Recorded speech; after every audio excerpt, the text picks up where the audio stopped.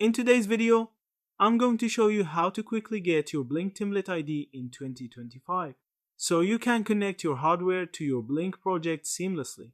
This works on both the Blynk mobile app and the web dashboard, and it's completely free. Start by logging into your Blynk account.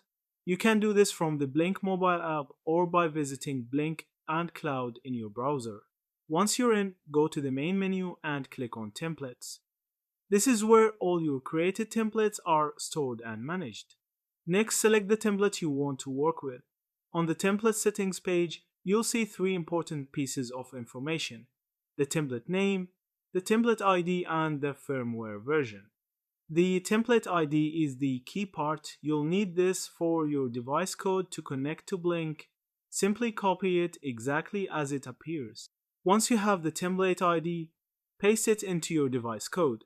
For example, if you're using an ESP32, add it to the line that says number define BLYNK template ID. Make sure everything matches, including capitalization, so your hardware can sync correctly. After updating your code with the template ID, save it and upload it to your board. With the correct ID, your device will automatically connect to your Blynk project, and you'll be able to control it or monitor sensors from the Blynk dashboard.